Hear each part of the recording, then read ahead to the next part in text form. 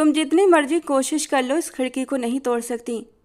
तो बेहतर यह है कि अपनी एनर्जी बचा कर रखो किसी ऐसे वक्त के लिए जब तुम्हें एनर्जी की सख्त ज़रूरत पड़े। वो जो लगातार 1 घंटे से खिड़की तोड़ने की कोशिश कर रही थी, जानी पहचानी सी आवाज़ सुनकर पलट कर देखा तो सामने खड़े युवराज रघुवंशी खड़ा था। आंखों पर यकीन नहीं आया था उसे कि उसके सामने युवराज रघुवंशी खड़ा है। इसका मतलब उसे यहाँ पर लाने वाला कोई और नहीं बल्कि यही था। और ये सोचते ही वो जी जान से कांपी।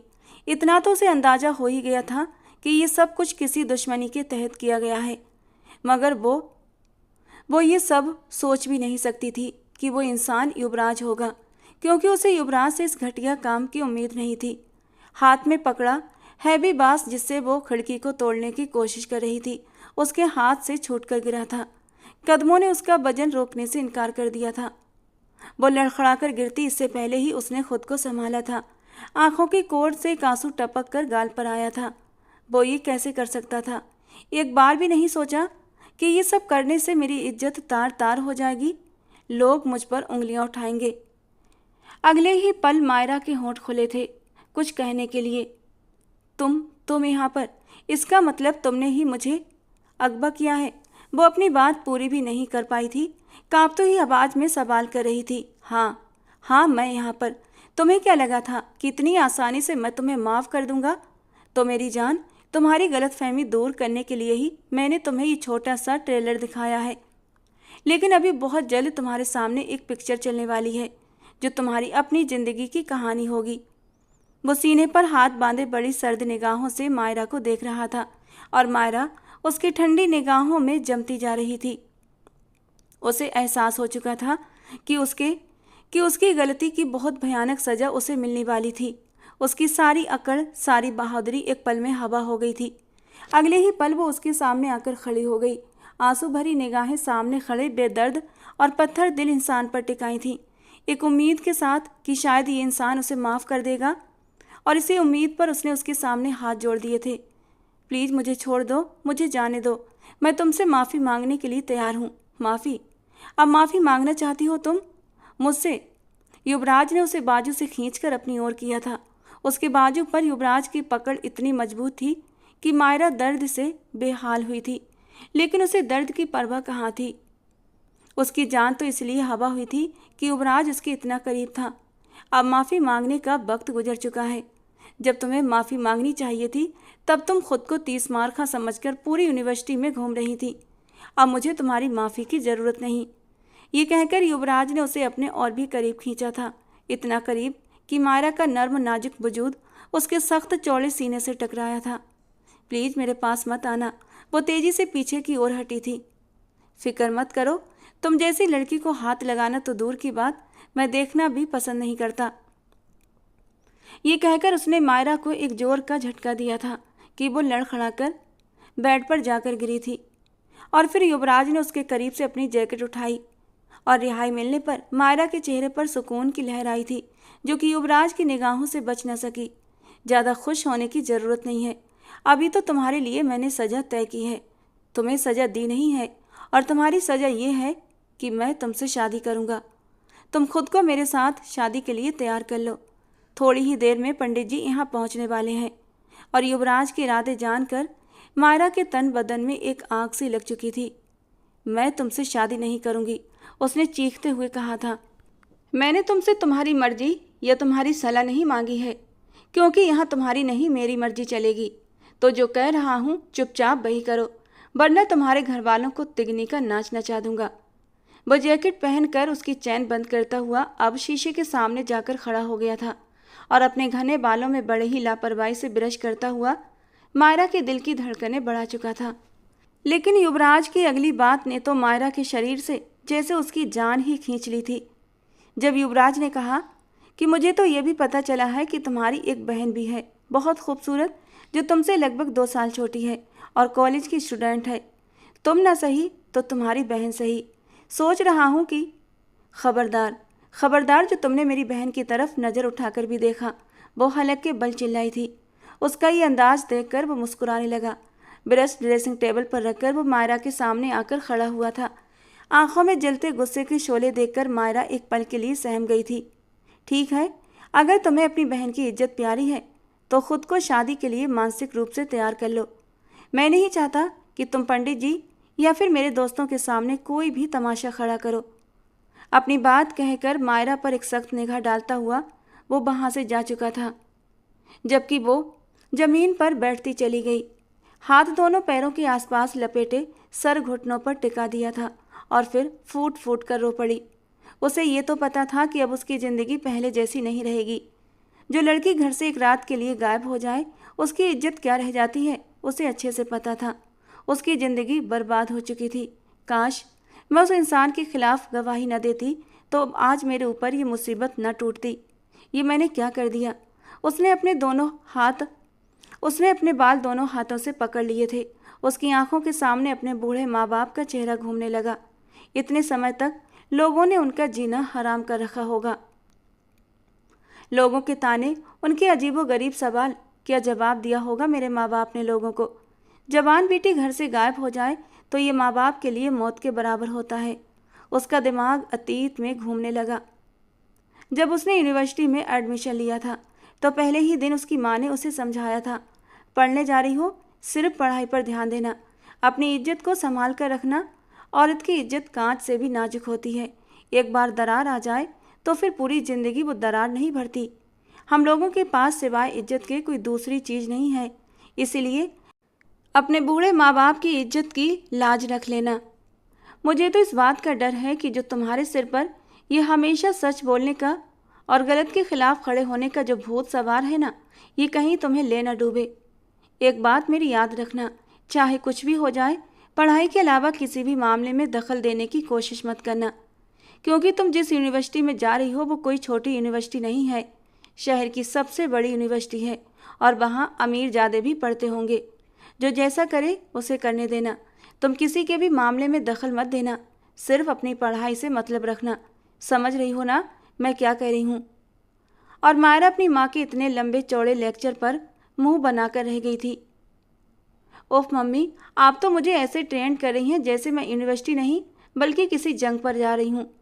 और एक बात मैं आपको साफ साफ बता दूँ कि अगर मेरे सामने कुछ भी गलत होगा तो मैं उसे सहन नहीं करूँगी।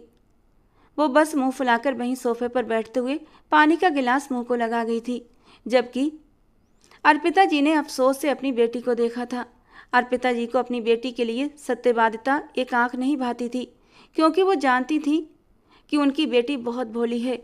चूँकि उसे पढ़ने का बहुत शौक था और उसे स्कॉलरशिप भी मिल गई थी, इसीलिए उसकी जिद के आगे हार मानते हुए उन्होंने उसका एडमिशन यूनिवर्सिटी में करा दिया था। अपनी माँ को पूरी तरह संतुष्ट करते हुए वो यूनिवर्सिटी आने जाने लगी थी, मगर उनका दिल तब तक बेचैन रहता जब तक कि वो घर वापस न आ जाती। मम्मी कहाँ हो आप, मुझे आकर बचा लो, ले जाओ यहाँ से, मेरा यहाँ दम घुट रहा है। वो एक बार फिर से रो पड़ी थी। वो नहीं जानती थी कि उसे यहाँ आए हुए कितना दिन हो चुके हैं, क्योंकि ना तो कमरे में घड़ी थी और ना ही कोई रोशनी आने का जरिया। कमरे में खिड़की जरूर थी लेकिन वो बंद थी और रोशनी की एक किरण भी अंदर नहीं आ पा रही थी। वो फिर से उठी थी और एक बार फिर से खिड़की पर लगे ताले को खोलने की कोशिश करने लगी, लेकिन ताला बहुत मजबूती से लगाया गया था कि खुलकर ही नहीं दे रहा था। वो अपना दिमाग चलाने लगी। इस ताले को ताकत से तोड़ना उसके बस की बात नहीं थी, बस उसके लॉक को खोलना अब जरूरी था। और ताले को लॉक को खोलने के लिए मायरा इधर उधर नज़र दौड़ाने लगी कि कहीं कोई ऐसी चीज़ मिल जाए जिससे कि ताले का लॉक खोला जा सके। अचानक ही उसकी नज़र बेड के पास बनी एक दराज पर पड़ी थी। उसने जल्दी से जाकर वो दराज खोला और एक पल में ही उसकी आंखें चमक उठी थीं। उसे उम्मीद नहीं थी कि उसे इतनी जल्दी कैद से रिहाई मिल सकती थी। सामने ही एक चाबी पड़ी हुई थी। उसका दिल तेजी से धड़कने लगा। उसने दोबारा एक नज़र खिड़की पर लगे ताले पर डाली। शायद इस ताले को ये चाबी से ताला खुल जाए। उसके दिल में उम्मीद की किरण जागी थी। हे भगवान, मेरी सहायता कर। उसने दिल ही दिल में भगवान से प्रार्थना की और फिर भगवान का नाम लेकर ही वो ताला खोलने लगी। अगले ही पल उसका दिल खुशी से धड़क उठा था, क्योंकि क्लिक की आवाज़ के साथ वो ताला एकदम से खुल गया था। उसे अपनी आंखों पर यकीन नहीं हो रहा था। एक पल भी देर किए बिना उसने वो खिड़की खोली और बाहर की ओर छलांग लगा दी। वो इस वक्त निचले वाले हिस्से में मौजूद थी और उसे नीचे कूदने में कोई दिक्कत नहीं हुई थी। अब उसका रुख बाहर के दरवाजे की ओर था, जहां इस वक्त कोई भी खड़ा नहीं था। दरअसल युवराज उसे एक पुराने बंगले पर लेकर आया था, ताकि उसके घर वालों को भी उसके किए का पता न चल सके। युवराज के तो बहमो गुमान में भी नहीं होगा कि मायरा इतनी आसानी से उसकी कैद से छूटकर भाग सकती है, और इसीलिए उसने बाहर कोई खास सिक्योरिटी नहीं लगाई थी। वो चुपचाप घर का बाहरी दरवाजा पार कर गई थी। वो तेजी से भागी चली जा रही थी और डर के मारे बार बार पीछे मुड़कर भी देख रही थी कि कहीं ऐसा न हो कि वो जालिम इंसान फिर से उसके पीछे आ जाए। युवराज ने शादी के सारे इंतजाम कर लिए थे और अब मायरा को बताने के लिए वो फिर से कमरे के अंदर आया था। लेकिन जैसे ही उसने कमरे का दरवाज़ा खोला, उसकी आंखें हैरत और गुस्से से सिमट गई थी। मुट्ठियों को कसकर भींचते हुए उसने अपने गुस्से को कंट्रोल करने की कोशिश की थी। सामने खाली कमरा उसका मजाक उड़ाता हुआ महसूस हो रहा था। खिड़की खुली हुई थी, ताला जमीन पर पड़ा था, जिसके साथ ही एक चाबी लगी हुई थी। रामदीन, वो गले के बल चिल्लाया था। उसने गार्ड्स को समझाया था कि इस कमरे को अच्छे से चारों तरफ से बंद कर देना, ताकि उसके पास निकलने का कोई भी रास्ता न बचे। मगर गार्ड की बेवकूफ़ी ये हुई कि उसने उस खिड़की को ताला तो लगा दिया था, लेकिन बेध्यान होकर चाबी उसी कमरे में रखी एक दराज में डाल दी। अभी और इसी वक्त उस लड़की को ढूंढो। मुझे वो लड़की 5 मिनट के अंदर अंदर इस हवेली में चाहिए। अगर तुम लोग उस लड़की को ढूंढने में नाकाम रहे तो तुम सबको इसी कमरे में बंद कर दूंगा, और साथ ही साथ तुम्हारा खाना पीना भी बंद कर दूंगा। अपने साहब की बात सुनकर वे लोग बाहर की ओर भागे थे। दरवाजे पर चौकीदार नहीं था। दरअसल दोपहर के खाने का वक्त हो चुका था और चौकीदार खाना खाने के लिए अपनी एनेक्सी में गया था, और उसी दौरान ही वो वहां से भागने में कामयाब हो गई थी। वो जो डर के मारे बार बार पीछे मुड़कर देख रही थी, सामने आने वाली गाड़ी की तरफ उसका ध्यान नहीं गया था। वो बड़ी मुश्किल से उससे टकराते टकराते बची थी। गाड़ी से एक नौजवान बाहर निकला। तुम पागल हो गई हो क्या? अगर मरने का इतना ही शौक है तो जाकर कोई और तरीका ढूंढो मरने का। क्यों मुझे जेल भिजवाने का इरादा रखती हो? वो गुस्से से जोर से चिल्लाया था, जबकि उसकी बातों और उसके गुस्से को नज़रअंदाज करते हुए वो उसके सामने आकर हाथ जोड़कर खड़ी हो गई थी। प्लीज़ मेरी मदद करो, मैं बहुत मुश्किल में हूँ। एक लड़के ने मुझे किडनैप कर लिया है और अब वो मुझे ढूंढ रहा होगा। प्लीज़ मुझे मेरे घर तक पहुँचा दो। वो छोटे बच्चों की तरह रो रही थी। राजीव ने बहुत गौर से उसके चेहरे की ओर देखा था। मेरी गाड़ी में आकर बैठो और घबराने की ज़रूरत नहीं है। जैसे ही वो गाड़ी में बैठी, राजीव ने गाड़ी का लॉक लगा दिया था, मगर उसका ध्यान राजीव की तरफ नहीं था। वो तो किसी तरह से वहाँ से निकलने के लिए मन ही मन तरीके सोच रही थी। गाड़ी एक अनजाने सफ़र पर चल पड़ी। उसे उस कमरे में बेहोश पड़े हुए लगभग पूरा दिन गुजर चुका था। वो कल शाम के वक्त वहाँ लाई गई थी और अभी दोपहर के 3 बज रहे थे। गर्मी बहुत तेज़ थी, मगर एसी वाली गाड़ी में बैठते ही उसके वजूद को थोड़ा सा सुकून मिला था। तुम्हें उस इंसान ने कैद करके क्यों रखा था? राजीव अब ड्राइव करते हुए उससे सवाल भी कर रहा था, और मायरा की आंखों में आंसू छलक आए। सिर्फ और सिर्फ इंतकाम लेना चाहता है वो मुझसे। बदले की आग में उसने मेरी ज़िंदगी बर्बाद कर दी, और दूसरा दिन है उसने मुझे अपनी कैद में रखा है। पता नहीं मेरे माँ बाप का क्या हाल होगा। वो लगातार रोते हुए अपने आंसू भी पोंछ रही थी। क्या तुम्हारे पास तुम्हारे माँ बाप का नंबर है? राजीव के पूछने पर उसने तेजी से हाँ में सर हिलाया और अपने पापा का नंबर उसे लिखवाने लगी। क्या तुम्हें लगता है कि तुम्हारे माँ बाप तुम्हें स्वीकार कर लेंगे, जबकि तुम 2 दिन से घर से गायब हो? राजीव के सवाल पर वो कुछ लम्हों के लिए खामोश हो गई। वो इस बारे में नहीं जानती थी। मैं उन्हें सच्चाई बताऊंगी, उसने नज़रें चुराते हुए कहा। और क्या वो तुम पर यकीन कर लेंगे? राजीव ने फिर से सवाल किया। वो उसके चेहरे को देखता रहा। इस बारे में अभी मैंने नहीं सोचा, लेकिन मुझे पूरा विश्वास है कि मेरे माँ बाप मुझ पर भरोसा करेंगे और मेरी बात को समझेंगे। ये कहकर उसने अपना चेहरा विंडो के बाहर की ओर कर लिया था। लेकिन जाने पहचाने रास्तों को देखकर उसका दिल धक से हुआ था। कुछ तो गड़बड़ थी। उसने हैरान होकर अपनी बराबर वाली सीट पर बैठे राजीव की ओर देखा था, जो बड़ी ही बेफिक्री से ड्राइविंग कर रहा था। ये तुम मुझे कहाँ लेकर जा रहे हो? अचानक ही उसकी नज़र एक खास पेड़ पर पड़ी। ये पीपल का बहुत बड़ा और घना पेड़ था, जिस पर केसरी धागे लिपटे हुए थे। इस पेड़ को वो कैसे भूल सकती थी? युवराज के घर से भागने पर उसने कुछ पल के लिए इस पेड़ की ओट में छिपकर खुद के डर पर काबू पाया था। गहरी होती सांसों को बहाल किया था। उसके बाद ही आगे की ओर कदम बढ़ाए थे।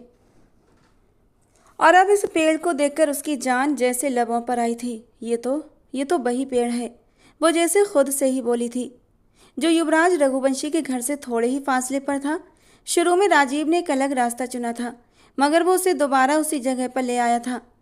लिटिल गर्ल, मैं तुम्हें वहीं लेकर जा रहा हूँ जहाँ तुम्हारी असली जगह है। प्लीज ऐसा मत करो, मैं तुम्हारे सामने हाथ जोड़ती हूँ, वो गिड़गिड़ाने लगी।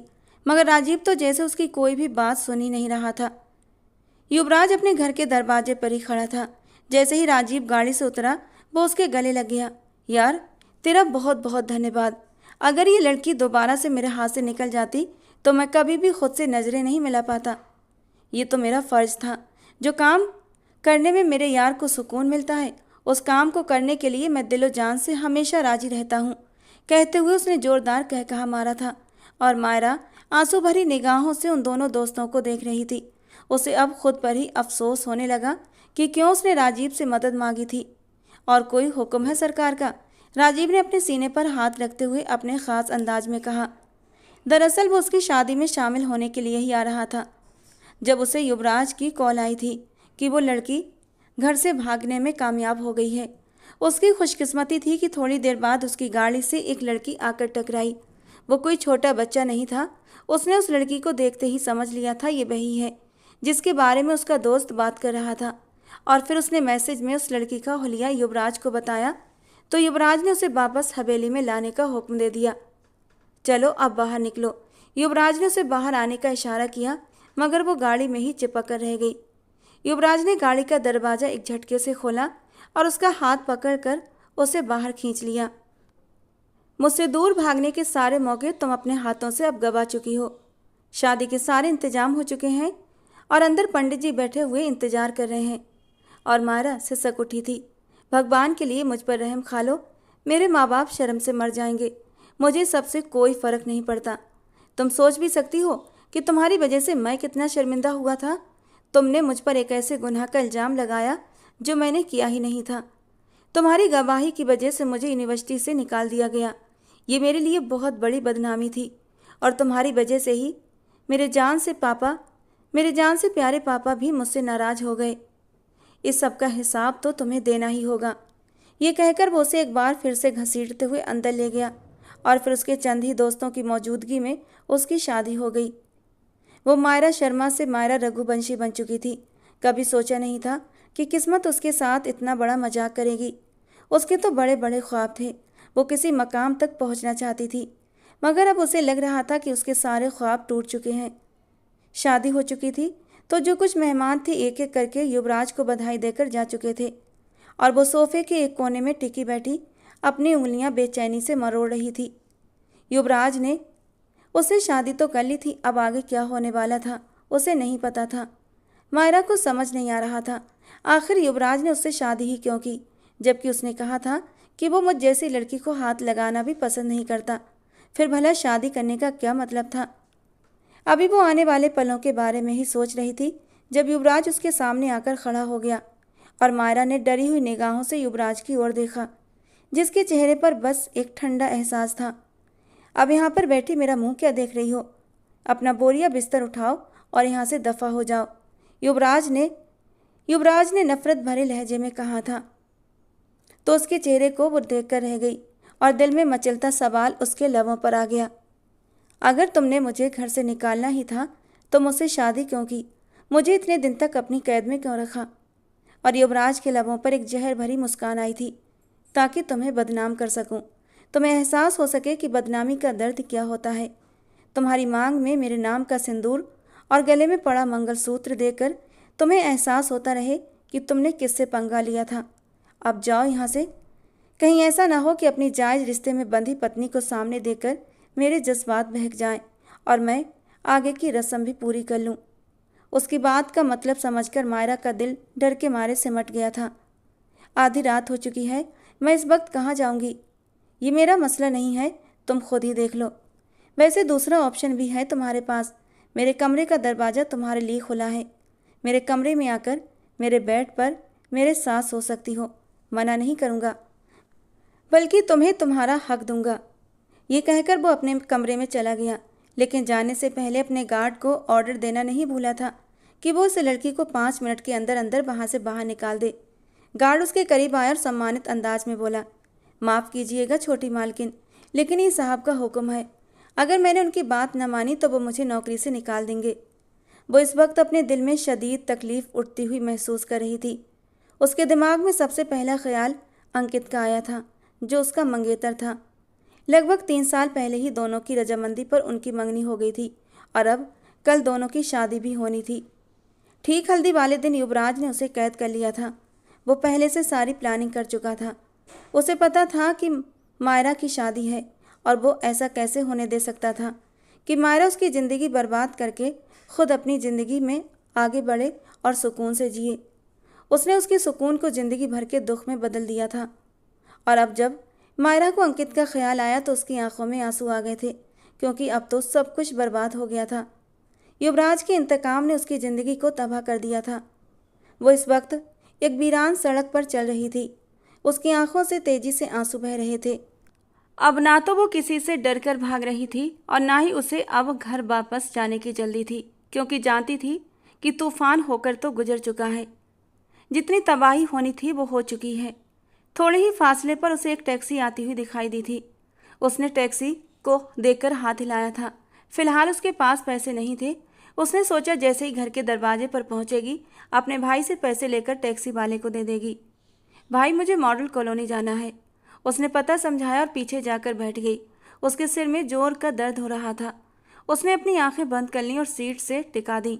उसे हर चीज़ से नफरत महसूस हो रही थी और यही वजह थी कि उसने ना तो ड्राइवर पर ध्यान दिया और ना ही उसकी आंखों में छिपे इरादों को पढ़ने की कोशिश की। मैडम जी, आप रात के इस पहर यहाँ अकेली क्या कर रही थी? तुम अपने काम से काम रखो और जो एड्रेस तुम्हें बताया है उस जगह पर मुझे पहुँचाओ और फिर चलते फिरते नजर आओ। लेकिन मैडम जी, ये शरीफों का इलाका नहीं है। मैं कह रही हूँ चुप हो जाओ। अगर तुम्हारी दोबारा आवाज़ सुनाई दी तो पुलिस स्टेशन जाकर रिपोर्ट कर दूंगी। मुझसे पहले वो तुमसे सवाल करेंगे। वो ड्राइवर भी एक नंबर का बेहया और बदतमीज इंसान था। उसके पास कोई दूसरा रास्ता नहीं था, वरना वो कब की टैक्सी रुकवाकर उतर चुकी होती। अभी तो उसे हर हाल में अपने घर पहुंचना था। अचानक ड्राइवर ने रास्ते में टैक्सी रोक दी। क्या हुआ? मुझे एक आदमी से थोड़ा सा सामान लेना है। मैं उसे सामान लेकर वापस आता हूँ। तब तक आप यहीं टैक्सी में बैठी रहें। तुम्हारा दिमाग ख़राब हो गया है क्या? तुम मुझे इस वीरान जगह पर अकेला छोड़कर जा रहे हो। कोई भी हादसा हो सकता है। मैडम जी, जो जगह आप खड़ी थी वो भी वीरान ही थी, जहाँ पर आप अकेली खड़ी रो रही थी। फिक्र मत करें, यहाँ कोई आता जाता नहीं है। ड्राइवर बदतमीजी दिखाते हुए वहाँ से चला गया। एक लम्हे के लिए उसके दिल में आया कि वो इस टैक्सी को छोड़ दे और उतर जाए, क्योंकि उसे ड्राइवर का अंदाज अब सही नहीं लग रहा था। लेकिन वो उस वीरान जगह पर उतरकर कहाँ जाती? उसके पास इस टैक्सी में बैठे रहने के अलावा दूसरा कोई चारा नहीं था। वो भगवान का नाम लेते हुए वहीं बैठी रही और टैक्सी ड्राइवर का इंतजार करने लगी। थोड़ी ही देर में वो आता हुआ दिखाई दिया था, लेकिन वो अकेला नहीं था, बल्कि उसके साथ एक और आदमी भी आया था, जिसकी बड़ी बड़ी काली मूछें थीं और आंखें एकदम लाल। वो उस वक्त होश में नहीं लग रहा था। इससे पहले कि वो उस आदमी के बारे में कुछ पूछती, ड्राइवर ने कपड़ा उसके मुंह पर रख दिया। थोड़ी ही देर में वो इस दुनिया से बेखबर हो गई थी। अब इस लड़की का क्या करना है? ड्राइवर के बगल में बैठे आदमी ने पूछा। शेरू मुस्कुरा दिया। इस लड़की को अपनी मालकिन नीलम बाई के हवाले करना है। मुझे पूरा यकीन है इस बार हमें 1 करोड़ मिलकर रहेगा। इस बार मैंने बहुत ही खूबसूरत लड़की ढूंढी है। नीलम बाई इस लड़की से काफ़ी पैसा कमाएगी। वो उसे लेकर नीलम बाई के कोठे की ओर बढ़ गया। नीलम बाई ने जब उस लड़की को देखा तो देखती ही रह गई। ऐसा बेदाग हुस्न कि नीलम की नज़रें नहीं हट रही थी मायरा के चेहरे से। वो बेहोशी की हालत में थी। घनी पलकें गुलाबी गालों पर टिकी हुई थीं, नरम गुलाबी होंठ जो शायद भूख प्यास की वजह से मुरझा गए थे। ऐसी खूबसूरत नाजुक काया कि नीलम बाई का दिल एक पल के लिए मचल उठा था। वाह शेरू वाह, तुमने तो आज कमाल ही कर दिया। तुम्हें 1 करोड़ नहीं बल्कि पूरा 1.5 करोड़ दूंगी। ये लड़की तो किसी कीमती नगीने से कम नहीं है। मैं इसे सबसे पहले सेठ के हवाले करूंगी। वो मुझे इसकी एक मोटी रकम अदा करेगा। उन्होंने वहां बैठे बैठे ही फैसला कर लिया था। इस वक्त वो दुनिया जहान से बेखबर थी। वो नहीं जानती थी कि उस पर कितनी बड़ी कयामत गुजरने वाली है। बेगम साहिबा, आप जाने और आपका काम जाने। मेरा मकसद इस लड़की को आप तक पहुंचाना था। बस आप मेरे हिस्से के पैसे मेरे अकाउंट में ट्रांसफ़र कर दें। शेरू ने सारे मामले से छुटकारा पाने की कोशिश की और साथ ही साथ उसने अपने पैसे की मांग भी नीलम बाई के सामने रख दी। फिक्र मत करो, कल सुबह ही सारे पैसे तुम्हारे अकाउंट में ट्रांसफ़र हो जाएंगे। तुम खामोशी से यहाँ पर क्यों खड़ी हो? इसके ऊपर पानी डालो ताकि ये होश में आए। उन्होंने पास खड़ी एक और लड़की को चीखते हुए कहा। वो लड़की दौड़ती हुई आई और ठंडे पानी का जग भर कर ले आई और उसने वो सारा पानी उसके ऊपर उंडेल दिया। वो हड़बड़ाकर उठ बैठी। देखा तो किसी अनजान जगह पर मौजूद थी। वो बुरी तरह घबराई थी। चकराते सर को अपने हाथों में थाम लिया। ये मैं कहाँ हूँ? उसके दिमाग में वो सारे पल घूमने लगे कि वो टैक्सी ड्राइवर उसके करीब बढ़ रहा था और फिर उसके मुंह पर एक रुमाल रख दिया था। उसके बाद वो बेहोश हो गई थी। इसका मतलब उस टैक्सी ड्राइवर ने ही ये सब कुछ किया है। रात का समय था। नीलम बाई ने पल्लवी को हुक्म दिया कि वो उस लड़की को बाहर लेकर आए ताकि वो भी कुछ खा ले। जिस तरह की कमजोरी मायरा को लग रही थी वो ये बताती थी कि वो पिछले 3 दिनों से लगातार भूखी थी। हालांकि युवराज ने उसके लिए खाना भेजा था, लेकिन उसे उस वक्त इतना गुस्सा था कि उसने खाना उठाकर दीवार पर दे मारा था। इसके बावजूद भी उसके कमरे में खाना आता था और उसने जिद और गुस्से में आकर खाने को हाथ भी नहीं लगाया था। और अब तो उसे ऐसा लगने लगा था जैसे उसकी भूख ही मर चुकी हो। पल्लवी ने उससे आकर कहा तो उसने सख्ती से इनकार कर दिया। उसी वक्त नीलम बाई भी कमरे में दाखिल हुई थी। ये नखरे अपने बाप के घर में दिखाना, यहाँ तुम्हारे नखरे बर्दाश्त नहीं होंगे। तुम्हें अपना ख्याल रखना होगा। अगर तुम्हारे हुस्न में जरा सी भी कमी आई तो तुम्हें अधमरा कर दूंगी। अपनी डाइट का ख्याल रखो ताकि तुम्हारे चेहरे पर रौनक आए और तुम ज़्यादा से ज़्यादा मर्दों को अपनी ओर खींच सको। ये सुनकर उसने तकलीफ से अपनी आंखें बंद कर लीं। वो जो हमेशा खुद को इन सब चीज़ों से बचा कर रखती थी, जिसने हमेशा अपनी इज्जत की हिफाजत की थी, जो हमेशा खुद को छिपा कर रखती थी, वो सोच भी नहीं सकती थी कि इस तरह से जलीलो रुस्वा हो जाएगी। हे भगवान, ये कैसी आजमाइश है और ये कब ख़त्म होगी? वो सिर्फ सवाल कर सकती थी, उसके पास इसका कोई जवाब नहीं था। युवराज, मैं तुम्हें कभी माफ़ नहीं करूँगी। तुम्हें मेरी आह लगेगी। तुम्हारी ज़िंदगी से सुकून गायब हो जाएगा। जितनी तकलीफ़ें मैं उठा रही हूँ तुम भी उतनी ही तकलीफ़ें उठाओगे। तुम मुझसे माफ़ियाँ मांगने के लिए मुझे ढूंढते फिरोगे, मगर मैं तुम्हें कभी माफ़ नहीं करूँगी। उसे युवराज से नफरत महसूस हो रही थी। थोड़ी ही देर बाद नीलम बाई के साथ पल्लवी बाहर निकल गई थी। साथ ही साथ वो भी उसके साथ बाहर आई थी। खाने को उसने कुछ ही निवाले लिए थे, मगर नीलम बाई के लिए इतना ही काफ़ी था। तो तुमने आगे के बारे में क्या सोचा है? उन्होंने अचानक ही उसे सवाल किया। मैं आपकी बात समझी नहीं। साफ मतलब है कि तुम काम कब से शुरू कर रही हो? वैसे तो मैंने सोचा था कि तुम्हें सेठ प्रीतम दास के हवाले कर दूं, लेकिन अगर उससे पहले मुझे कोई बड़ी आसामी मिल जाती है तो तुम्हें उसके सामने भी पेश कर दूंगी। अगर तुम मेरा साथ देने का फैसला करो और मेरे साथ कदम से कदम मिलाकर चलो तो तुम ऐश करोगी। नीलम बाई की बात सुनकर मायरा गुस्से से चीख पड़ी थी। मुझे ऐसी ऐश भरी जिंदगी नहीं चाहिए जिसमें मुझे अपना जिस्म बेचना पड़े। अरे देखो तो सही, कोठे में बैठकर कैसी बातें कर रही है। नीलम बाई ने उसकी नादानी पर हंसते हुए कहा। वहाँ और भी लड़कियाँ थीं। कुछ लड़कियाँ नीलम बाई के साथ हंसने लगीं तो कुछ लड़कियाँ अफसोस से मायरा को देखने लगीं। चलो अब अपने कमरे में जाओ, काफ़ी रात हो गई है। और हाँ, एक बात कान खोलकर सुन लो, यहाँ से भागने की कोशिश भी मत करना, वरना मुंह की खाओगी। युवराज उस वक्त बेचैनी से अपने कमरे में चक्कर काट रहा था। राजीव खामोशी से सोफे पर बैठा उसे इधर से उधर चक्कर लगाते हुए देखे जा रहा था। वो लड़की कहाँ पर होगी? उसने राजीव से सवाल किया। मुझे क्या पता यार, तूने खुद ही तो उसे अपने घर से निकाला था। राजीव उस वक्त बेफिक्र नजर आ रहा था। मैंने अपने आदमियों से पता करवाया था, वो अपने घर भी नहीं पहुंची है और यहाँ पर भी नहीं है। आखिर वो गई तो गई कहाँ? तुझे उससे क्या मतलब? तेरा काम तो सिर्फ और सिर्फ उसे बर्बाद करना था ना, तो तू उसे बर्बाद कर चुका है। अब उसके बारे में ज़्यादा मत सोच, वरना तेरा अपना दिमाग खराब होगा। वो मेरी पत्नी है। युवराज हलक के बल चिल्लाया था तो राजीव उसके चेहरे की तरफ हैरानी से देखने लगा।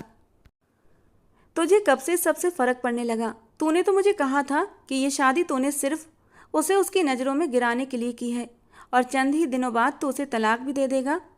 उसके माथे पर तलाक का धब्बा लगाकर उसे ज़िंदगी भर की तकलीफ देगा। फिर ये पति पत्नी का ड्रामा क्यों कर रहा है? 1 मिनट, कहीं ऐसा तो नहीं कि तुझे अफसोस हो रहा है कि तूने उसे छुए बिना ही जाने दिया? अगर ऐसी बात है तो इसमें भी गलती तेरी है। अगर तुझे उसे इस्तेमाल ही करना था तो पहले कर लेता। शादी करने की क्या? इससे पहले कि वो कुछ और कहता, युवराज ने एक जोरदार मुक्का उसकी नाक पर रखा था। उसकी नाक से खून का फव्वारा निकला था। ये क्या बदतमीजी है? तू होश में तो है? वो हलक के बल चिल्लाया। अगर दोबारा मेरी पत्नी के बारे में फिजूल बात की तो मुझसे बुरा कोई नहीं होगा, युवराज ने उंगली उठाकर उसे धमकी दी थी।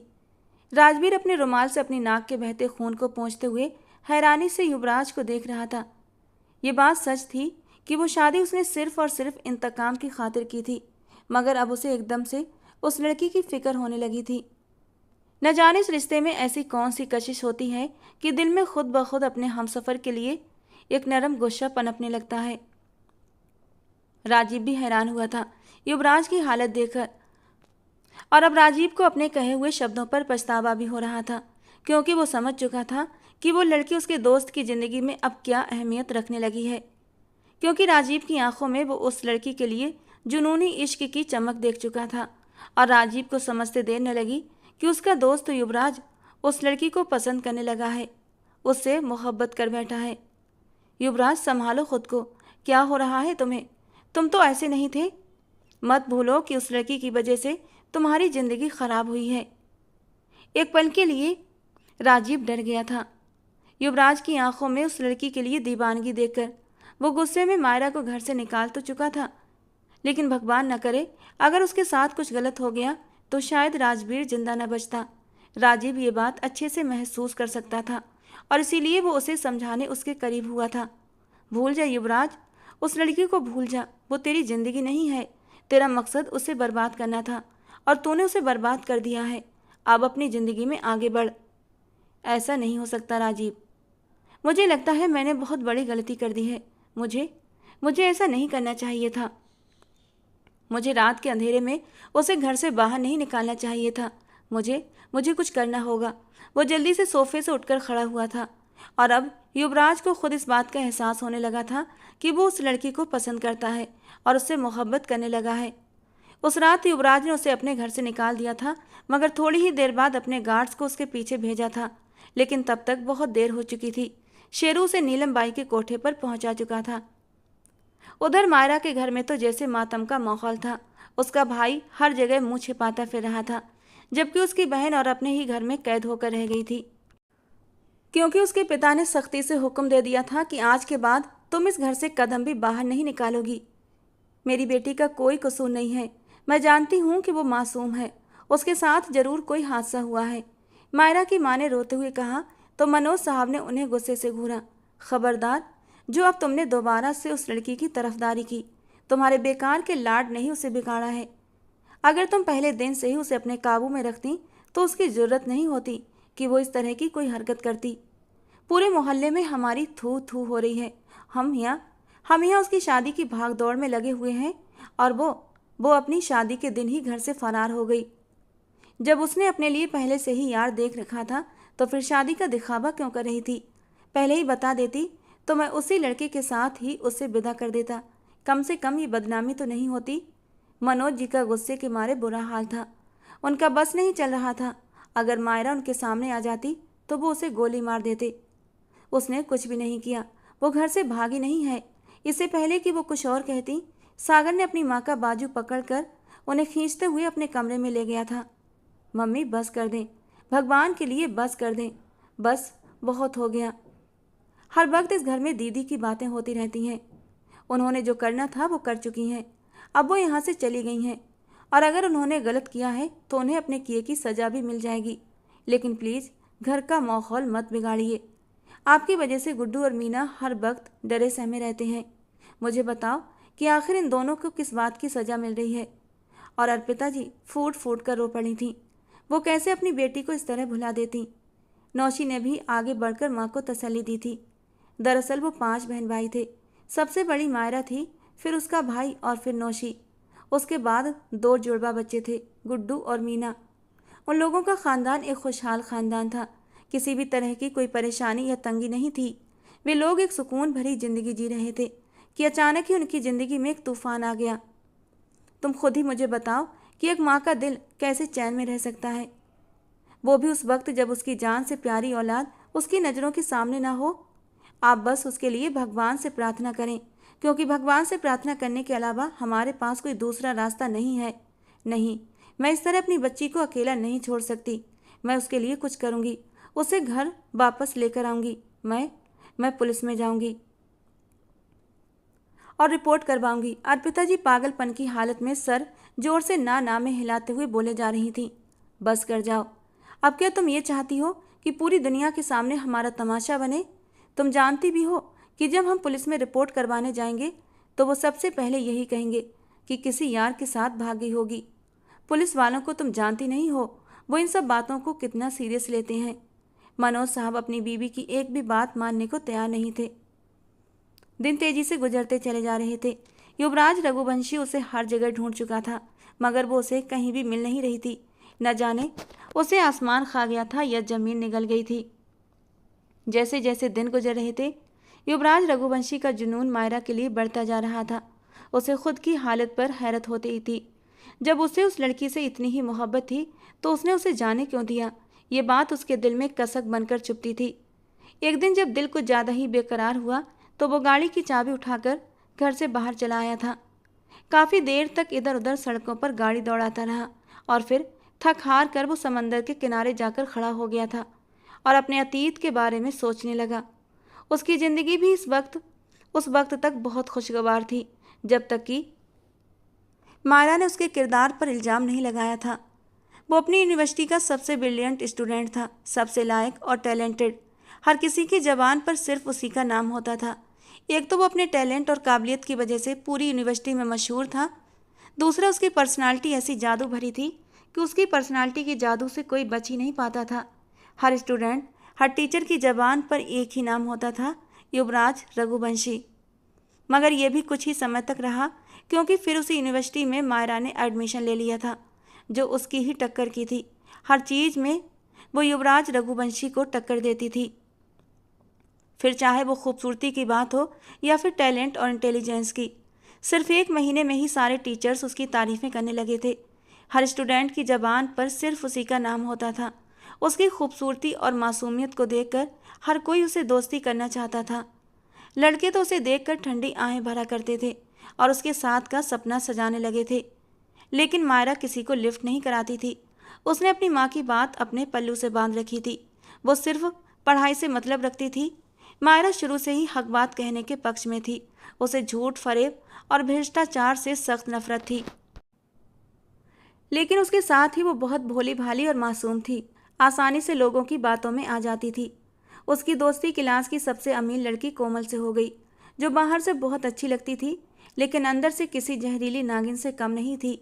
वो मायरा से जलती थी। हर कोई उसका दीवाना था और वो उसे नीचा दिखाने के लिए उसने मायरा से दोस्ती की थी। एक दिन मायरा लाइब्रेरी में बैठी पढ़ाई कर रही थी जब उसे कोमल की तरफ से कॉल आई थी। प्लीज़ मेरे पास आओ, मुझे तुम्हारी ज़रूरत है। सिर्फ तुम ही हो जो मुझे बचा सकती हो। उसकी बात सुनकर मायरा बुरी तरह घबरा उठी थी, क्योंकि कोमल के बोलने के अंदाज में बहुत ज़्यादा घबराहट थी, जैसे वो बहुत बड़ी मुसीबत में फंसी हुई हो।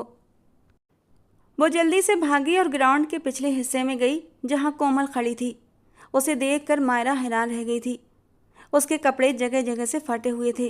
वो एकदम मायरा के सीने से लग गई और फूट फूट कर रोने लगी। प्लीज़ मेरी मदद करो मायरा, सिर्फ तुम ही हो जो मुझे इस मुश्किल से निकाल सकती हो। वो बहुत ज़्यादा परेशान थी और रो रही थी। तुम्हारा ये हाल किसने कर दिया? मायरा ने उससे पूछा तो वो रोते हुए युवराज का नाम लेने लगी।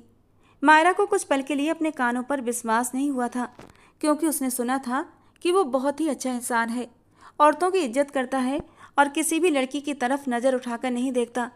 और जब से वो यूनिवर्सिटी में आई थी तब से उसने भी देखा था यूनिवर्सिटी की कई लड़कियां युवराज की तरफ बढ़ने की कोशिश करती थीं, लेकिन उसका अंदाज हमेशा ठंडा रहता था। पूरी यूनिवर्सिटी में आज तक उसकी कोई गर्लफ्रेंड नहीं बनी थी। ये बात मायरा को सोचने पर मजबूर कर रही थी, लेकिन यहाँ कोमल की हालत कुछ और ही बता रही थी। ये तुम क्या कह रही हो? ज़रूर तुम्हें कोई गलतफहमी हुई है। क्या तुम 100% श्योर हो कि तुम्हारे साथ ये सब कुछ करने वाला युवराज ही है? मायरा ने उससे सवाल किया, तुम्हें क्या लगता है मैं तुमसे झूठ बोलूंगी? वो तुरंत ही गुस्से से आग बबूला हुई थी। मायरा एक पल के लिए हड़बड़ा गई थी। नहीं कोमल, मेरा ये मतलब नहीं था। लेकिन युवराज तो बहुत अच्छा बनने का सिर्फ नाटक करता है, अच्छा है नहीं। आज उसने मौका पाकर मुझे बर्बाद कर दिया और अब तुम उसके खिलाफ गवाही दोगी। तुम प्रिंसिपल सर को बताओगी कि तुमने उसे मेरे साथ ये सब कुछ करते हुए खुद अपनी आंखों से देखा है। तुम पागल तो नहीं हो गई हो? मैंने कुछ भी नहीं देखा, तो मैं झूठी गवाही कैसे दे सकती हूँ? वो डर गई थी। ये झूठ नहीं है बल्कि सच है। तुम्हें ये गवाही देनी पड़ेगी, क्योंकि बिना गवाही के कोई भी मुझ पर यकीन नहीं करेगा। और तुम तो मेरी सच्ची दोस्त हो ना? क्या तुम मेरी इतनी सी मदद नहीं कर सकती? क्या तुम मुझे इंसाफ नहीं दिला सकती? तुम्हारे अलावा मेरा दूसरा कोई सहारा नहीं है। अगर तुम डर गई तो मैं कभी भी इंसाफ नहीं ले पाऊंगी। सोच लो मायरा, अगर मुझे इंसाफ नहीं मिला तो मैं अपनी जान दे दूंगी और मेरी मौत की जिम्मेदार सिर्फ और सिर्फ तुम होगी। कोमल ने अपने झूठ के आंसू पोंछते हुए मायरा को इमोशनल ब्लैकमेल करने की कोशिश की थी और मायरा एक अजीब से दोराहे पर आकर खड़ी हो गई थी। वो कोमल को इंसाफ दिलाना चाहती थी, लेकिन साथ ही साथ उसे युवराज के बारे में ये गवाही देना सही भी नहीं लग रहा था। उसे सोचों में गुम देखकर कोमल फिर से बोली थी, तुम्हें मेरे लिए ये सब कुछ करना ही होगा। वो उसका हाथ पकड़कर उसे जबरदस्ती प्रिंसिपल के ऑफिस में ले आई थी और फिर उसी दिन उसने युवराज के खिलाफ गवाही दे दी। उधर युवराज जो मन ही मन मायरा को पसंद करने लगा था और सोच रहा था बहुत जल्द उस लड़की को प्रपोज करेगा और पढ़ाई खत्म होते ही उसे अपनी जिंदगी में शामिल कर लेगा। अब उसे मायरा से गहरी नफरत होने लगी थी। वो हर हाल में उससे बदला लेना चाहता था, क्योंकि उस लड़की की वजह से न सिर्फ वो पूरी यूनिवर्सिटी में जलील हो गया था, बल्कि बुरी तरह बेइज्जत करते हुए उसे यूनिवर्सिटी से निकाल दिया गया था। उसकी बरसों की बनाई हुई रेपुटेशन पल भर में खराब हो गई थी। स्टूडेंट और टीचर उसे अफसोस भरी नज़रों से देख रहे थे। कुछ स्टूडेंट्स आपस में बातें कर रहे थे कि बाहर से कितना सीधा साधा और शरीफ है और अंदर से काम पूरे बिलन वाले हैं। उसने एक नफरत और कहर भरी नज़र मायरा पर डाली थी और मायरा उसकी नज़रों की गर्मी से बुरी तरह दहल उठी थी। कुछ गलत होने का तुरंत एहसास हुआ था, लेकिन अब क्या किया जा सकता था, क्योंकि वो गवाही दे चुकी थी और तीर कमान से निकल चुका था। यूनिवर्सिटी से तो निकल ही गया था, इसके साथ साथ उसे उसके घर से भी निकाल दिया गया था। मायरा भी इस घटना के बाद बहुत ज़्यादा डर गई थी। कुछ दिन तो वो यूनिवर्सिटी भी नहीं गई थी, क्योंकि प्रिंसिपल सर ने उसे मना कर दिया था। उसने अपने घर वालों को इसके बारे में कुछ भी नहीं बताया था, क्योंकि जानती थी उसकी माँ बहुत परेशान हो जाएंगी। वैसे भी फाइनल होने वाले थे। उसने सोचा कि फाइनल के तुरंत बाद ही वो अपने गांव चली जाएगी और थोड़ा सा टाइम वहाँ बिताएगी। उसका आखिरी पेपर था उस दिन। वो यूनिवर्सिटी से वापस आ रही थी जब किसी ने पीछे से आकर उसके मुंह पर एक रुमाल रखा था और फिर उसे अपनी गाड़ी में धकेल दिया। उसे अंदाजा तो हो ही गया था ये काम जरूर युवराज का है, मगर इसके बावजूद वो एक बार उसे देखना चाहती थी, क्योंकि कहीं ना कहीं उसका दिल इस बात को मानने से इनकारी था कि ये काम युवराज कर सकता है। और फिर जिस दिन युवराज उसके सामने प्रकट हुआ, उस दिन उसके सारे शक यकीन में बदल गए थे। मायरा कोठे में रहते हुए लगभग 2 हफ्ते बीत चुके थे। इस दौरान उसके पास कोई भी आदमी नहीं आया था। शायद उसकी किस्मत अच्छी थी, क्योंकि नीलम बाई उसका पहला सौदा किसी बहुत बड़ी पार्टी के साथ करना चाहती थी और वो पार्टी अभी तक नीलम बाई के हाथ नहीं लगी थी। जैसे ही नीलम बाई का पहला सौदा किसी बड़ी पार्टी से हो जाता, उसके बाद नीलम बाई के हाथ में एक अच्छी मोटी रकम आ जाती और उसके बाद तो मायरा को रूटीन पर आना ही पड़ता, जो रूटीन कोटे का था, यानी हर रात नए नए मर्दों का आना और उन्हें खुश करना। उसके बाद मायरा को रोज़ रात खुद को एक नए मर्द के सामने पेश करना होता और वो रो रो कर भगवान से प्रार्थना करती थी, उसका धन्यवाद करती कि भगवान ने उसे अभी तक बचा कर रखा हुआ था। लेकिन कब तक मायरा खुद को बचा कर रख सकती थी? एक ना एक दिन तो कोठी की गंदगी उसके वजूद से लग ही जानी थी। उस दिन बहुत ही खुशगवार शाम थी। वो लॉन में बैठी हुई डूबते सूरज को देखे जा रही थी, जब अचानक ही उसे अपने नाम की पुकार सुनाई दी। उसने पलट कर देखा तो पल्लवी खड़ी थी। इन 2 हफ्तों में पल्लवी ने उसका बहुत ख्याल रखा था। पल्लवी भी हालात की मारी हुई थी और कोठे पर आ गई थी। उसकी सौतेली माँ ने उसे कोठे पर बेच दिया था और पल्लवी ने भी इस कोठे से निकलने की कोशिश नहीं की थी, क्योंकि उसके लिए तो चाहे कोठा था या फिर उसकी सौतेली माँ का घर, सब एक जैसा था। कम से कम कोठे पर उसे अपनी सौतेली माँ की मार को सहना नहीं पड़ता था। भरपेट खाने को मिलता था और काम तो वही करती थी जो सौतेली माँ के घर पर भी उसे करना पड़ता था। वही कोठे पर भी कर रही थी और अब तो पल्लवी को इस सब की आदत लग चुकी थी। आज पल्लवी बहुत परेशान नजर आ रही थी। क्या हुआ है तुम्हें? चेहरे पर 12 बज रहे हैं, मायरा ने मजाकिया अंदाज में पूछा। वक्त आ गया है, पल्लवी ने निगाहें झुकाते हुए जवाब दिया। क्या मतलब है तुम्हारा? किस बारे में बात कर रही हो? नीलम बाई का हुक्म है कि तुम्हें तैयार किया जाए। शाम के वक्त कोई खास और बहुत अमीर आदमी आ रहा है। नीलम बाई चाहती है कि तुम्हें इस आदमी के सामने पेश किया जाए। आज नीलम बाई को उसकी मनपसंद पार्टी मिल गई है और उन्हें उनकी मुंह मांगी रकम भी मिलेगी। ये तुम क्या कह रही हो? मैं सच कह रही हूँ। अब तुम्हारे पास फरार होने का कोई रास्ता नहीं है। बेहतर यही है कि कोई तमाशा किए बिना चुपचाप उनकी बात मान लो। आखिर बकरे की माँ कब तक खैर मनाएगी? अब जबकि तुम इस कोठे पर आ ही गई हो तो तुम्हें खुद को हालात के हवाले कर देना चाहिए। वो उसका हाथ पकड़कर कमरे में ले गई थी। उस दिन पल्लवी ने उसे तैयार किया था। मायरा बहुत हंसी लग रही थी, जैसे आसमान से उतरी कोई परी हो। वो किसी भी आदमी का दिल धड़काने की काबिलियत रखती थी। उसने तो सोचा था कि वो शादी करेगी और किसी की पत्नी बनेगी, एक नॉर्मल खुशगवार जिंदगी जिएगी, लेकिन उसके सारे सपने अधूरे रह गए थे। उसकी ज़िंदगी में शायद यही गंदगी लिखी हुई थी। आंसू लगातार उसकी आंखों से निकल रहे थे। प्लीज़ चुप कर जाओ, तुम्हारा मेकअप ख़राब हो रहा है, पल्लवी ने उसे डांटा। उसी वक्त नीलम बाई भी कमरे में आई थी और बोली, कितना वक्त हो गया है तुम दोनों को, जल्दी करो, वो ख़ास मेहमान आ चुके हैं और मैं उन्हें इंतज़ार नहीं करवाना चाहती। जल्दी से तैयार करो इसे और लेकर आओ। युवराज बाहर अपने कुछ दोस्तों के साथ खड़ा हुआ था। उसके 2 दोस्त ज़बरदस्ती उसे यहाँ पर लेकर आए थे, क्योंकि आज की रात युवराज ने मायरा के गम में कुछ ज़्यादा ही पी ली थी। वो अपने होश में नहीं था, लगातार मायरा मायरा चिल्ला रहा था। राजीव उसका मूड खुशगवार करना चाहता था। उसने सुना था यहाँ की लड़कियाँ बहुत खूबसूरत और दिलकश होती हैं, और वो ज़बरदस्ती युवराज का हाथ पकड़कर गाड़ी में बिठाकर यहाँ तक ले आया था। आज तुम्हारा दिल खुश न हो जाए तो कहना, उस लड़की को एक ही रात में भूल जाओगे। युवराज को वो कमरा दिखाया गया। नशे में झूमता युवराज कमरे के अंदर दाखिल हुआ था, लेकिन जैसे ही उसने सामने बैठी हुई शख्सियत को देखा, उसे लगा जैसे किसी ने जोरदार तमाचा उसके मुंह पर मारा हो। सारा नशा एक पल में हवा हो गया था। मायरा भी चक्कर खाकर बेहोश हो गई थी। तुम लोगों की हिम्मत कैसे हुई मेरी बीबी के साथ ऐसा सलूक करने की? वो अब नीलम बाई के सामने खड़ा ऊंची आवाज़ में चिल्ला रहा था। वो एक बहुत बड़े बिजनेसमैन का बेटा था, इसलिए वहाँ खड़ा हर इंसान चुप था। उसने 5 करोड़ नीलम के मुंह पर मारे और उस लड़की को लेकर फिर से हवेली वापस आया था। जब मायरा होश में आई तो उसने देखा कि युवराज ने अपना सिर उसके पैरों पर रखा हुआ था और वो फूट फूट कर रो रहा था। मुझे माफ़ कर दो, मुझसे गलती हो गई।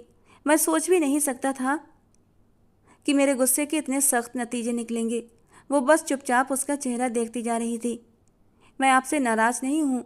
अगर मैं आपकी जगह होती तो शायद बदले की आग में जलते हुए मैं भी यही कदम उठाती। आपने तो कुछ भी गलत नहीं किया था। मुझसे बदला भी लिया तो एक हद में रह कर लिया। मुझे हाथ भी नहीं लगाया, मुझसे शादी की और बिना छुए ही मुझे जाने के लिए कह दिया था। हालांकि आप चाहते तो मेरी इज्जत को बिना किसी रिश्ते के ही रौंद सकते थे। मैं आपकी कैद में थी, लेकिन नहीं, आपने तो शादी के बाद भी मुझे हाथ नहीं लगाया था। बस आपकी गलती थी तो इतनी थी कि आपने मुझे गुस्से और बदले की आग में आप इस कदर अंधे हो गए कि आपने मुझे रात के समय ही घर से बाहर निकाल दिया था। और फिर शायद मेरी किस्मत ही ख़राब थी जो मैं वहाँ कोठे तक जा पहुँची। जो कुछ भी हुआ है उसे भूलने की कोशिश कर रही हूँ। आप भी भूल जाइए, मैंने आपको माफ़ कर दिया। वो उसे माफ़ कर चुकी थी। युवराज ने उसे खींचकर अपने सीने से लगा लिया। उसके बेकरार दिल को एक सुकून मिला था और मायरा भी तड़प तड़प कर रोई थी। उसे एक मजबूत सहारे की ज़रूरत थी, किसी अपने की ज़रूरत थी, और पता नहीं क्यों उसे युवराज दिल के बेहद करीब महसूस हुआ था। उसे युवराज से कोई शिकायत नहीं थी। पूरी रात वो युवराज की बाहों में लेटी रही और युवराज भी धीरे धीरे उसके सर को सहलाता रहा और वो सुकून से गहरी नींद सो गई थी। इतने दिनों में पहली बार उसे ऐसी सुकून भरी नींद आई थी। सुबह हुई, युवराज उसे लेकर उसके माँ बाप के घर भी गया था, लेकिन मनोज जी ने अपनी बेटी को स्वीकारने से इनकार कर दिया था। मायरा को लग रहा था कि युवराज कभी भी उसके लिए स्टैंड नहीं लेगा और ना ही अपने माता पिता से उसकी बात करेगा। लेकिन उसकी हैरानी की कोई सीमा न रही जब वो उसे लेकर अपनी हवेली में गया था और अपने पिता को हकीकत के बारे में सब कुछ बता दिया था। युवराज की मां ने उसे स्वीकार कर लिया था और बहुत ही धूमधाम से अपनी बहू की मुंह दिखाई का फंक्शन रखा था। और जब रात को युवराज उसके करीब होने लगा तो मायरा ने खुशी खुशी अपना आप युवराज के हवाले कर दिया था। वो युवराज की बाहों में सिमटकर सब कुछ भूल जाना चाहती थी, अपने कड़वे दिनों को, उन कड़वी यादों को जिन्हें याद करने से सिर्फ और सिर्फ दुख और दर्द के अलावा कुछ नहीं मिलता था। युवराज के हर स्पर्श में मोहब्बत झलक रही थी। वो बहुत नरमी से, बहुत प्यार से मायरा को खुद में समेटता जा रहा था। युवराज के होठों के स्पर्श पर मायरा का अंग अंग महकने लगा था। रात धीरे धीरे सरक रही थी और दोनों एक दूसरे की मोहब्बत की बारिशों में भीगते जा रहे थे। और फिर युवराज ने अपनी मोहब्बत मायरा पर इस कदर निछावर की कि उसे अपनी किस्मत पर गर्व होने लगा। उसने मायरा को अपनी हथेली का छाला बना लिया था। उसका बस नहीं चलता था कि मायरा को जमीन पर पैर न रखने दे। मायरा की गुलाबी रंगत जो कुछ ही दिनों में मुरझा गई थी, फिर से गुलाब की तरह खिल उठी थी। और ये सब युवराज के प्यार का नतीजा था। उसे वो हक, वो सम्मान मिला जो एक बीबी का होता है, एक बहू का होता है। लेकिन अब भी उसके दिल में एक कसक उठती थी। उसे अपने माँ बाप की, अपने बहन भाइयों की याद आती थी। लेकिन युवराज उसे अपनी चाहत में इस कदर समेट लेता कि वो सब कुछ भूल जाती। और फिर लगभग कुछ ही महीने बीते थे कि मनोज साहब भी अपनी बेटी से राजी हो गए थे। आखिर कब तक वे अपने खून से खफा रहते। उसके माँ बाप, उसके बहन भाई उससे मिलने आए थे उसकी हवेली में, और उसकी शान और शौकत और युवराज का उसके लिए प्यार देखकर उसकी माँ और पिताजी खुशी से फूली नहीं समा रही थीं। उसके बहन भाई भी खुश थे, हैरान थे। उसके पापा मनोज जी ने भी आगे बढ़कर बेटी के सर पर हाथ रखकर उसे आशीर्वाद दिया था। उसकी ज़िंदगी एक बार फिर से खुशगवार हो गई थी। अतीत में जितनी भी तकलीफ़ें थीं, जितनी भी कड़वाहटें थीं, वे सारी की सारी ख़त्म हो चुकी थीं। तो दोस्तों, आज की हमारी कहानी आपको कैसी लगी कमेंट बॉक्स में ज़रूर बताना। पसंद आई हो तो प्लीज़ लाइक करना। रोज़ एक नई और रोमांटिक कहानी सुनने के लिए हमारे चैनल को सब्सक्राइब करना। मिलते हैं दोस्तों अगली किसी नई कहानी के साथ।